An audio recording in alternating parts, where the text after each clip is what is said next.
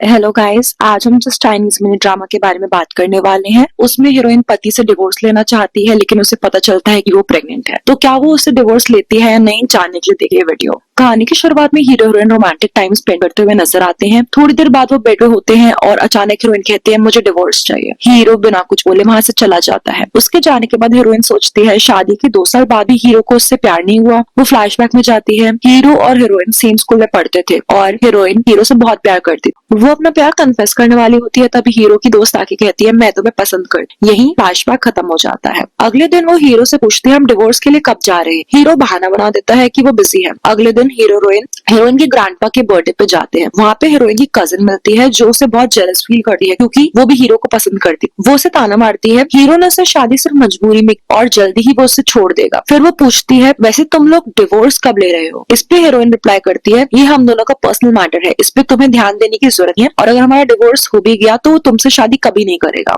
और उसके मुंह पर दरवाजा पकड़ देते हैं। कजिन के जाने के बाद वो याद करती है हीरो और उसकी शादी कैसे हुई थी। 2 साल पहले वो एक पार्टी में होते हैं। हीरोइन की कजिन हीरो के ड्रिंक में नशे की दवाई मिला देती है। गलती कहे या किस्मत, कजिन की जगह हीरोइन हीरो के साथ नाइट स्पेंड कर लेती है।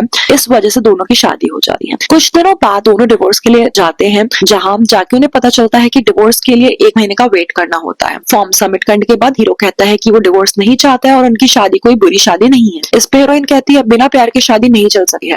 इसके बाद हीरो हीरोइन के साथ ज्यादा से ज्यादा टाइम स्पेंड करने लगा है ताकि वो अपना डिवोर्स का डिसीजन चेंज कर दे। एक दिन अचानक से हीरोइन की तबीयत खराब हो जाती है। सर्वेंट कहती है शायद वो प्रेग्नेंट है। हीरो बिना टाइम वेस्ट किए हॉस्पिटल ले जाता है। हॉस्पिटल जाके कंफर्म होता है कि हीरोइन प्रेग्नेंट है। हीरो बहुत खुश होता है। वहीं हीरोइन कंफ्यूज होती है। एक तरफ वो डिवोर्स ले रही है और दूसरी तरफ ये बच्चा। फाइनली वो डिसाइड करती है कि वो बेबी को जन्म देगी और डिवोर्स का प्लान ड्रॉ कर देगी। हीरो हीरोइन का बहुत ख्याल रखने लगा है, लेकिन हीरोइन को लगता है कि वो ये सब बेबी की वजह से कर रहा है। जब कजिन को प्रेगनेंसी के बारे में पता चलता है वो बेबी को हार्म करने की कोशिश करती है। इसके बाद हीरो बदला लेने के लिए कजिन का एक्टिंग करियर कम्प्लीटली खत्म करता है। हीरो कुछ दिन हीरोइन का घर जाके रहता है और वहाँ उसे हीरोइन की डायरी मिलती है और उसे पता चलता है कि हीरोइन स्कूल टाइम से उससे प्यार करती है। ये जान के वो बहुत खुश हो जाता है। कुछ टाइम बाद हीरोइन एक हेल्दी बेबी बॉय को जन्म देती है। एंड में हीरो और हीरोइन अपने स्कूल जाते हैं, जहाँ हीरो फाइनली कन्फेस करता है कि वो भी उससे प्यार करता है और कहानी एक हैप्पी नोट पर खत्म। चलिए अब इस ड्रामा को रिव्यू करते हैं। मैं इस ड्रामा को 8 आउट ऑफ 10 दूंगी। स्टोरी अच्छी थी, लेकिन हीरो के एक्सप्रेशंस थोड़े वीक लगे और कुछ सीन्स फालतू में डाले गए हैं। अगर आपको ये वीडियो अच्छी लगी हो तो please like share and comment करें, और ऐसी ड्रामा एक्सप्लेनेशंस के लिए चैनल को सब्सक्राइब करना ना भूलें। तो चलिए अभी के लिए गुड बाय, मिलते हैं नेक्स्ट वीडियो।